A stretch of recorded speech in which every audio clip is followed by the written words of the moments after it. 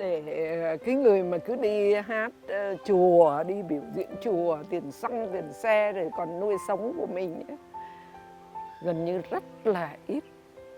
Diễn không, hát không, không có cát xe, không có này kia. Thế em là cái người mà mười mấy năm, đúng không? Cứ âm thầm như thế, cứ đi phụng sự như thế. Em thấy sao? Dạ thưa chị, thì đó cũng là một vấn đề rất là thực tế trong cuộc sống hiện tại, nhất là với những người mà yêu thích nghệ thuật hoặc là thích pháp môn sư ông, thích đi thiền tập. Mình cũng phải cố gắng sắp xếp như thế nào để cân bằng giữa cuộc sống và những cái chuyến đi hay những cái sự có mặt của mình. Thì đối với em á, thì tất nhiên là ai cũng có những cái khó khăn, ai cũng có những cái trăn trở, nhưng mà điều đó em nghĩ là em có thể cố gắng sắp xếp được. Ví dụ như em sẽ dành ưu tiên cho những chuyến đi như vậy. Em có thể đi đến nơi này, đi đến nơi kia, những chi phí em dành như vậy, và em sẽ hạn chế đi những cái cuộc gặp gỡ khác ở ngoài. Bạn bè, tất nhiên mình đi thì mình giao du thì nó vui, nhưng mà nó cũng sẽ có tốn chi phí. Thì mình sẽ hạn chế những điều đó để mình ưu tiên cho những cái việc như thế này. Hoặc là em sẽ dành cái chi phí để em có thể đi đường, mua vé xe, mua vé máy bay, đổ xăng đi, và em hạn chế tối đa về việc ăn uống. Vì em á, hầu như á, là việc ăn uống của em gọi là rất là trừu dục. Em có thể đến chùa em ăn rất nhiều, bởi vì để em ăn bù lại những cái ngày ở nhà. Ở nhà em rất là ít ăn, và em ăn những gì mà em có. Em hạn chế những chi phí ăn uống đó để mình có thể là có những cái chi phí đó mình làm việc khác. Mình có thể là mình, tại với em á, cái thức ăn mình có nhiều loại thức ăn chứ không phải là cái thức ăn vào đây. Thức ăn bằng suy nghĩ, thức ăn bằng niềm vui. Thì em nghĩ cái thức ăn vào đây nó nuôi dưỡng mình, nhưng đó là chỉ là một phần. Thì em lấy cái năng lượng và những cái thực phẩm, thức ăn khác em bồi bổ cho cơ thể mình.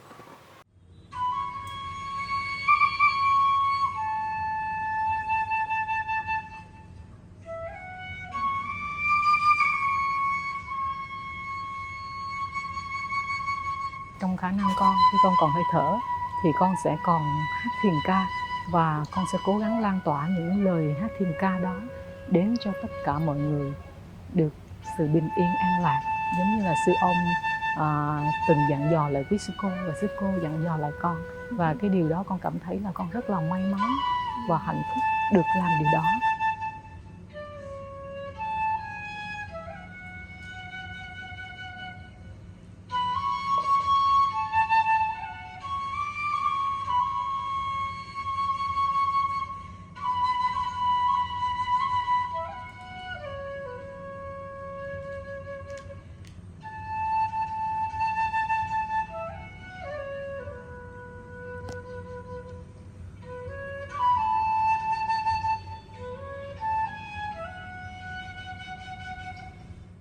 Khi em cứ làm đi, rồi sư ông cứ nói là cứ làm đi, cứ đi đi, thì không cần biết mình đi tới đâu mà mình cứ đi đi. Đó là cái pháp ấn mà em học. Em nghĩ là khi điều gì mình làm với ý niệm thiện lành á, đều có chư Bồ gia hộ, đều có Bồ Tát gia hộ, đều có sư ông gia hộ và dõi theo con đường của mình. Mình chỉ có một ý niệm đem bình an đến cho người khác, còn tất cả những cái việc ăn uống hay cái này kia á, là tự có và tự nuôi diễn trong cái khả năng là tự mình có thể sống được. Điều đó mình không cần phải suy nghĩ quá nhiều về mình phải làm như thế nào để mình sống. Tất nhiên là ai cũng phải suy nghĩ cái đó, mà đối với em á, cái sống của em á là âm nhạc, là thơ, là nhạc, là văn, là những cái việc đi cống hiến, đi phụng sự, đi giao lưu với tăng thân, đó là thức ăn của em. Em cảm thấy cái nào thực sự là lợi lạc nhất thì em làm trước. Có nghĩa là những cuộc gặp gỡ, những cái sinh hoạt tăng thân, những ngày quán niệm, những khóa tu là lợi lạc nhất. Còn những cái việc làm những cái gì kia thì cái điều đó để phía sau, và có thể là tự mình có thể là sắp xếp được trong khả năng của mình. Có thể mình sẽ không thể nào chết vì mình thiếu ăn, nhưng mà mình có thể chết vì mình thiếu tình thương.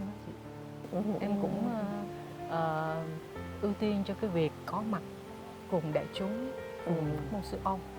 Và điều đó là cái điều giống như là hơi thở của em, là cuộc sống của em trong hiện tại. Và em mong rằng tương lai thì em có sẽ đồng hành với chị và lan tỏa pháp môn siêu âm bằng thiền ca. Và em cũng mới lập cái nhóm thiền ca nắng mai, thì cũng mong rằng các bạn cũng đồng hành với em. Nếu không có bạn này thì sẽ có bạn khác, và em tin như vậy. Em cũng có lời nguyện với siêu âm là trong khả năng con, khi con còn hơi thở thì con sẽ còn hát thiền ca, và con sẽ cố gắng lan tỏa những lời hát thiền ca đó đến cho tất cả mọi người được sự bình yên an lạc, giống như là sư ông từng dặn dò lại quý sư cô, và sư cô dặn dò lại con. Và cái điều đó con cảm thấy là con rất là may mắn và hạnh phúc được làm điều đó. Và em cảm thấy là giống như đó là một cái sứ mệnh, nếu nói không quá lớn lao, em cảm thấy điều đó giống như một sứ mệnh đã đặt lên vai mình. Thì mình cố gắng mình lo cho trọn, và mình trọn vẹn với sứ mệnh đó, là mình trọn vẹn với sư ông, hoặc là trọn vẹn với Bụt, với những gì mình có thể là đón nhận được. Thì điều đó là mình thể hiện cái lòng biết ơn của mình đối với Bụt, đối với sư ông làng Mai, đối với thầy, quý sư cô, và đối với tất cả mọi người trong tâm thân.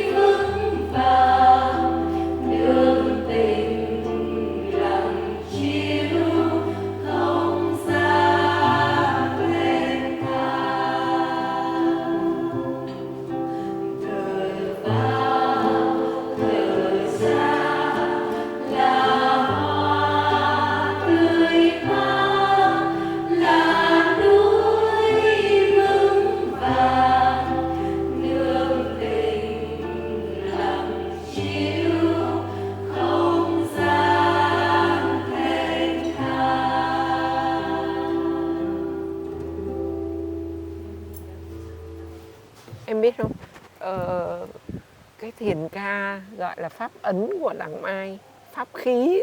Từng cái câu kể, từng cái bài kinh, mỗi bài thiền ca theo chị hiểu là một cái bài kinh, một cái mà nó dễ đi vào lòng người ghê lắm. Nó truyền từ bằng âm nhạc và bằng những cái lời thơ của sư ông, những cái câu kể của sư ông ấy. Nó cứ từ trái tim nó đi thẳng đến trái tim, và nó dễ ăn vào trong đầu của người lớn, người bé, người già gì cũng vậy. Riết rồi ví dụ như là thời gian nào mà đi thực tập nhiều, chị cứ sáng dậy thì những cái câu kể, câu hát của bài thiền ca nó cứ ở trong đầu, nó cứ vang lên á. Thì đúng là theo chị nghĩ em đang làm một cái sứ mệnh tuyệt vời, bởi vì là đang hoằng pháp ấy. Người ta hoằng pháp bằng các thầy thì giảng kinh, mình bằng cái đàn thôi, với tiếng hát của mình, và phát một cái tâm lớn, một cái nguyện lớn để mình có thể gieo những cái bài pháp đó vào lòng người một cách như nước suối ấy. Như em nói hồi nãy ấy, nó là suối mát, nó là một cái gì đó để tưới tẩm cho mọi người. Thì đó là một cái ước nguyện rất là đẹp mà chị rất là xúc động. Và không biết là sắp tới đó thì với cái nhóm Năng Mai của em á, thì em có một cái dự định nào bài bản hơn, lớn hơn không? Hay là cứ tùy duyên, cứ thế? Dạ thưa chị, thật sự là cũng tình cờ, cũng nhân duyên lập được cái nhóm Nắng Mai. Mà thật ra trước khi mà có cái nhóm Nắng Mai này, trong ước nguyện của em cũng đã từ rất lâu. Ngày xưa là em chơi nhạc, em cũng đi diễn nhiều chùa, và chùa truyền thống Tịnh Độ thôi. Dạ, em đi hát mùa Phật đản, Vu Lan, rồi nơi nào quý sư cô, quý thầy cần á, thì em lên em hát vài nơi như vậy. Thì nhưng mà mình cảm thấy là cái chất của mình á, nó yên, nó lắng quá so với những cái nhạc Phật giáo bình thường. Thì có lẽ là mình sẽ hợp với pháp môn siêu ông, hợp với chất thiền hơn. Chất thiền. Dạ, thì tự nhiên cái em biết pháp môn siêu ông, em qua thiền ca thì em thấy ồ, nó bình yên, nó lạ quá. Tại vì nó đúng như ý niệm của mình, em thích cái gì nhẹ nhàng, thư thái, không ồn ào, không nhộn nhịp, bằng cái chất guitar hát mộc mộc và lan tỏa đến mọi người. Thì tình cờ hôm đó thì các bạn bên nhóm Nắng Mai á, thì các bạn cũng sinh hoạt tăng thân, nhưng mà các bạn không sinh hoạt tăng thân đều, nhưng bạn là phụng sự cho khóa tu doanh nhân. Thì tụi em gặp nhau á, và thôi mình lập nhau một nhóm để mình hát. Thì từ đó có duyên kết nối với nhau và đi hát nhiều nơi, cũng cảm thấy là vui, hạnh phúc, an lạc. Nhưng mà để được một cái nhóm như vậy thì cũng rất là kỳ công. Tụi em là mỗi tuần cũng phải tập luyện, và các bạn cũng phải sắp xếp rất là nhiều công việc. Tại vì các bạn có công việc ở công ty, các bạn là doanh nhân, các bạn là giáo viên yoga, và các bạn là những cái nhà chữa lành trị liệu. Thành ra các bạn làm việc cộng đồng cũng nhiều thời gian và bận. Thành ra để kết nối tập hát với nhau cũng không đơn thuần. Và em là cái người cũng phải là tập từ đầu cho các bạn về những bài thiền ca, hát như thế nào cho thiền, hát thế nào cho tươi mát. Mà muốn hát được như vậy thì mình cũng phải thực tập đó. Và trong lúc hát thì em cũng hướng các bạn là cố gắng vừa hát vừa thực tập. Tại mình không có đi thực tập thiền được, hay là ở nhà mình không thực tập nhiều được, thì mình vào gặp nhau, mình hát thiền ca là mình thực tập đi. Đúng. Mình vừa hát mình vừa thực tập. Thì cái nhóm em cái gây dựng được khoảng 7-8 tháng nay. Cái nhóm của em cũng được là 5-6 bạn gì đó. Và hôm nay cũng được 2 bạn mới. Nếu mà bạn cũ bận á, thì sẽ có những bạn mới vào. Và mỗi lần như vậy em phải tập. Em phải tập hát nhiều lắm. Cộng với lại cái khả năng và cái kỹ năng âm nhạc của em á. Kỹ năng âm nhạc, tập hát cho các bạn, dàn dựng chương trình, đạo diễn, rồi những lời dặn dò của sư cô dặn là em là hát là như thế nào. Tại vì cái đó sư cô chỉ nói với riêng em thôi, để mình biết cái cách để mình chuyển tải cái lời ca tiếng hát đó. Thì cái tâm nguyện đó của em để được cái nhóm thiền ca Nắng Mai là phải trải qua cũng rất là nhiều năm. Và cái ước mơ của em đó là ước mơ lớn nhất mà với em thầm ước mơ thôi, chứ em không dám nói ra. Tại vì cũng không dễ gì mình gặp nhau để mình có thể là bỏ ra vài tiếng đồng hồ để mình ngồi tập hát, rồi mình đi chương trình này, đi chương trình kia. Đó thì trong khả năng của em có thể làm được như thế nào thì em cố gắng em làm thế đó. Và em mong là cái nhóm Nắng Mai này có thể nâng lên một tầm nữa, có nghĩa là không phải là mình gọi là chuyên nghiệp, nhưng mà cái lời ca tiếng hát của mình á, nó có thể là tương đối gọi là mình hát cho nó bài bản chút xíu. Dạ. Tại vì thiền ca là hát tự nhiên, với thầy Vishko sư ông là thi kệ, rồi mình ngâm mình hát tự nhiên, đôi khi nhịp cũng không có, mà cao độ thì cũng tương đối. Thành ra bây giờ em mong ước là em làm lại thiền ca, coi như làm mới lại thiền ca bằng cách em viết bài lại, em phân bố lại bố cục bài, nhịp nhàng, cao độ và như thế nào đó cho nó tương đối là nó chuyên nghiệp chút xíu. Chứ mình để tự nhiên vẫn tốt, nhưng mà làm gì cũng phải có bài bản, ít nhất phải có bài bản. Và em mong ước là em làm được những cái bài thiền ca để chia sẻ trên kênh YouTube, để